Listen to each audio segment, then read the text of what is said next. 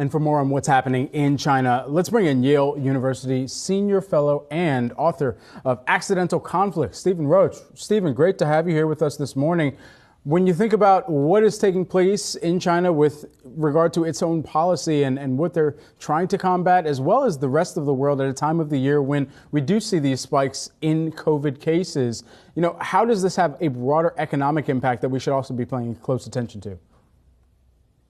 Well, first of all, this zero COVID policy itself is an unmitigated disaster. It was designed to cope with the original Wuhan strain of a very lethal virus, and as was just pointed out, it's really the wrong approach to deal with the less lethal but more transmissible variants associated with Omicron. But autocrats don't ever like to admit they were wrong, and Xi Jinping is the quintessential autocrat in that regard, and so he's not backing down. There will be ongoing impacts on the economy. The numbers I saw overnight suggest that the current wave of lockdowns is now impacting areas that account for about 25% of Chinese GDP, which is now markedly higher than the 21% impact of last April during that Shanghai-focused lockdown. So, this is a big consequence for near-term Chinese growth prospects with knock-on effects around the world. Stephen, it's Julie here. Part of what you examine in your book is false narratives that China has about the U.S., that the U.S. has about China. So as we look at the unfolding protests that are happening in China, how do we view that with a sort of unbiased eye and try to get at what the real effect, if any, will be in China politically? Well, the accounts that you read in the Western press overnight are a classic example of the false narratives that the West clings to in assessing China risks. Virtually every article that I've looked at in the past couple of days draws a direct line to Tiananmen Square in 1989. Yet when you think about what triggered the student uprising back then, it was the death of Hu Yaobang, a former leader who was very pro-reform, who was sort of personified the spirit that a younger generation was captivated by. There is no political figure that stands in opposition to Xi Jinping right now that is sort of a lightning rod in this debate. He took care of any political opposition in the recently concluded 20th Party Congress. So the comparisons that we're hearing about 1989 are a classic example of the false narratives that I write about in this book. Stephen, what does a reopening timeline for the Chinese economy look like next year? Well, we don't know. Again, it's sort of like what we went through in 2020. We locked down too, and we said during the time that the reopening would be driven by the spread of the disease itself, and so that's what allowed us to enjoy an extraordinary snapback after an even more extraordinary downturn in early 2020. So it's hard to know how this Omicron is going to progress in China. I'm not an epidemiologist, but we're all sort of, picked up some skills in that regard. And, it's a very transmissible disease, and their vaccines are lousy vaccines.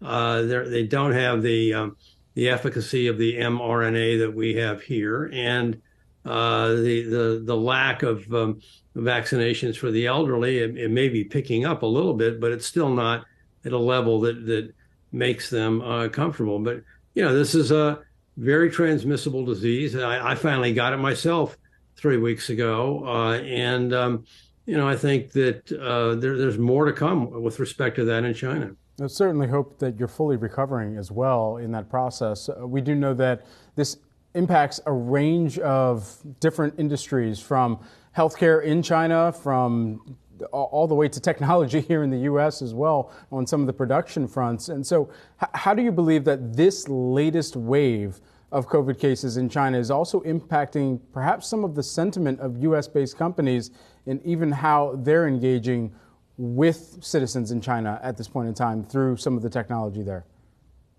Well, look, I think a lot of multinationals, U.S. And European-based, have made massive concentration bets on China as a low-cost, highly efficient offshore production platform. And I think they're in the process of rethinking and hedging out some of those risks, not just because of COVID, but because of the U.S.-China conflict, China's belligerence in the in dealing with strategic issues, especially its new, quote, unlimited partnership with Russia, the pariah of the world. So, the best bellwether of this is Apple, who has been for years 100% focused on the offshore production of Foxconn in Guangdong province, and is now diversifying and actually starting to make a few iPhones in India. And I think you'll see more of that in the years ahead. You can't put all your eggs in one Chinese basket anymore. Stephen, to zoom out a little bit on the U.S.-China relationship, we recently, of course, had President Biden shaking hands with President Xi and sort of symbolically agreeing to continue talking, right? And I'm just curious where you see the relationship going over the next, say, decade, and what the implications are for both nations economically. I know that's a big question. Well, it's a big question, but I just wrote a book about it. And, my view is that the relationship is in terrible shape. The Bali summit was, long on words and photo ops, but it accomplished nothing. The tariffs are still in place. The technology battles over advanced semiconductor chips are intensifying. And, we dodged a proverbial bullet in Taiwan last August, but the presumptive Speaker of the House, Kevin McCarthy, has promised to go to Taiwan very early on after he takes over as the next leader of the House, third in line to the U.S. presidency. We'll see how China takes that. And so I'm very worried about the conflict. I think the approach that we've used to engage China has not worked at all.